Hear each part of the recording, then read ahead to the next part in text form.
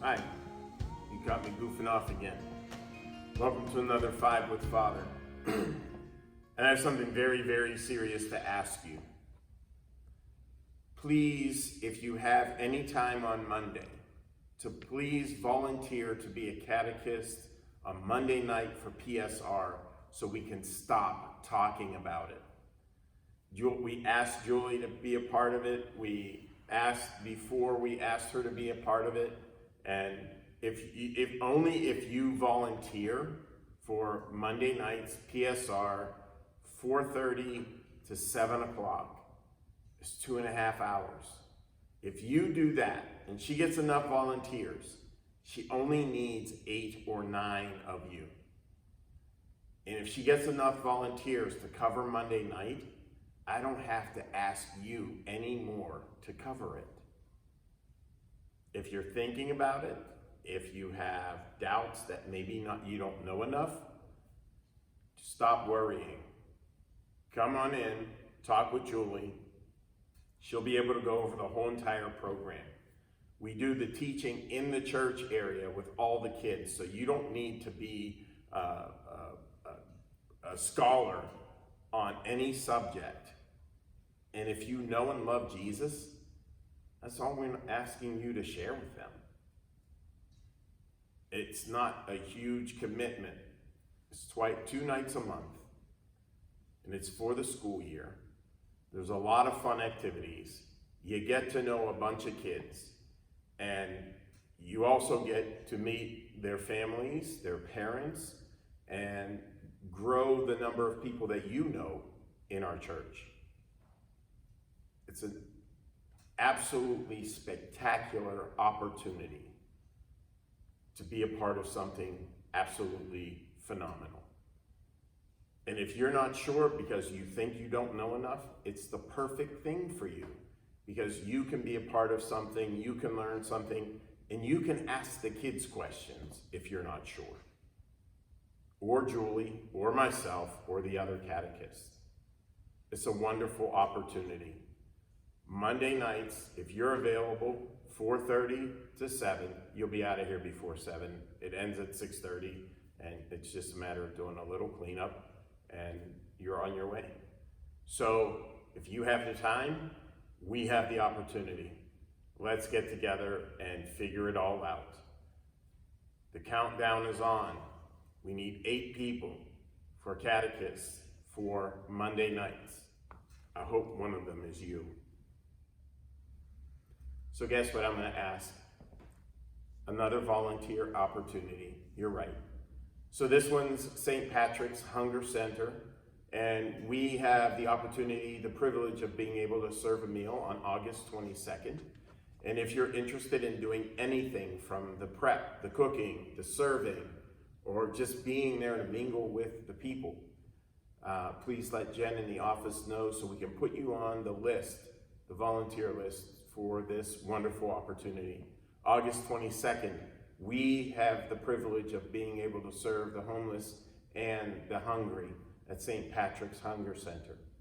If you're interested, please let us know. Hey Group is washing cars again on August 27th. So the car wash will help the youth of our parish purchase a statue of Carlo Acutis for our walkway in the back going into the prayer garden and pond.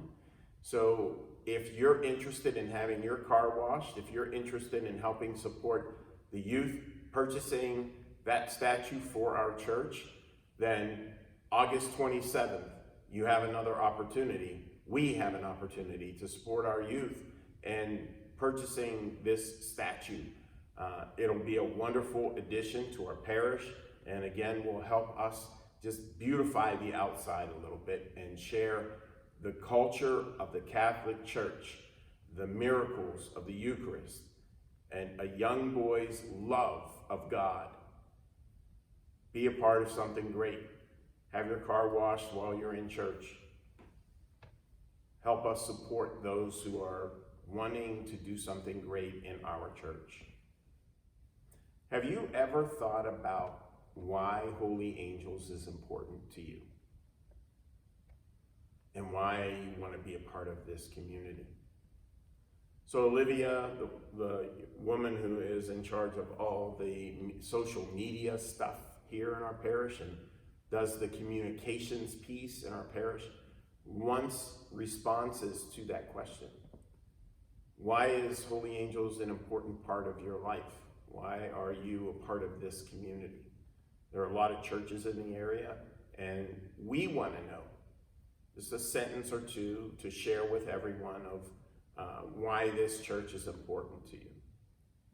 It's a valuable question to ask, and the responses are even more valuable. So if you would like to share why this church is important to you, we would love to hear it.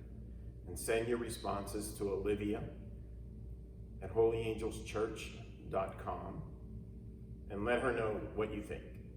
And if you want to be a part of a video, let her know that too.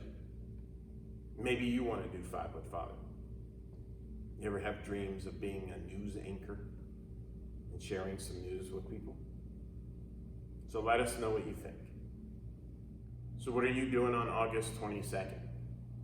There's also something of an opportunity in the community, the larger community, that St. Joan of Arc is doing a tour of the Lord's Shrine on Euclid Avenue, and they're going to have Mass, a tour, lunch, a time for the gift shop. So if you're interested, please contact Millie Preble over at St. Joan of Arc and let her know that you're interested so that they can make room for you and know that you're coming and have lunch available and all that other fun stuff. August 22nd, St. Joan of Arc, in the morning, going to Our Lady of Lourdes Shrine in Euclid. I have a question for you. Were you able to answer the question that I asked in the homily of this past weekend? What do Elijah and Peter have in common? And you could probably write a long list of things that they had in common or have in common. And the one thing that I was hoping that you would think about, without me giving you the answer to, was they had a personal and intimate relationship with God. Each had a unique relationship with God, because it shows us who God really is and how he reaches each of us individually. So my relationship with God isn't like your relationship with God. Peter's was different than Elijah's, but both had an intimate and personal relationship. And that's what God is calling us to do too.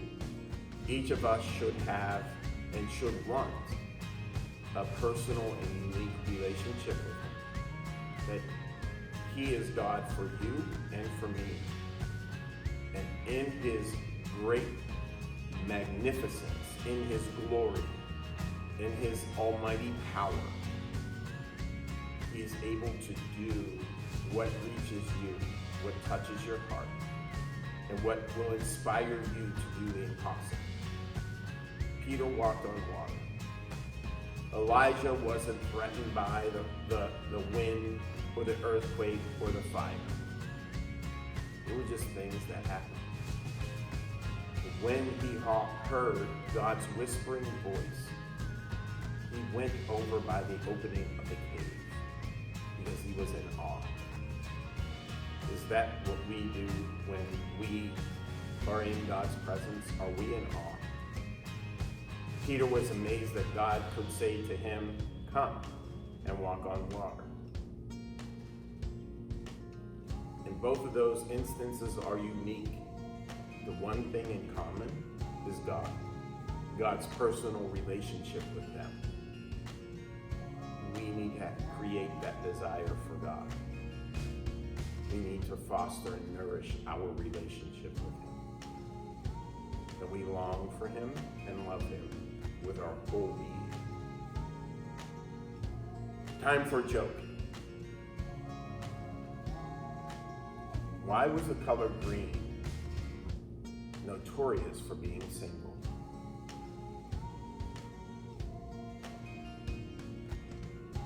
Because she was always jaded.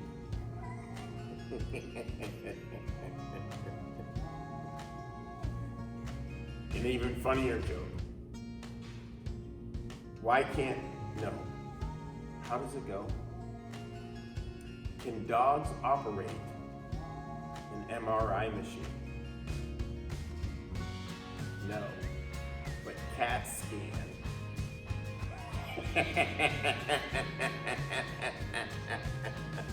That's Bible Father.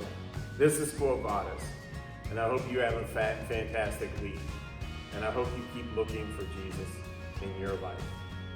And may God richly bless you, the Father and the Son and the Holy Spirit. See you in church.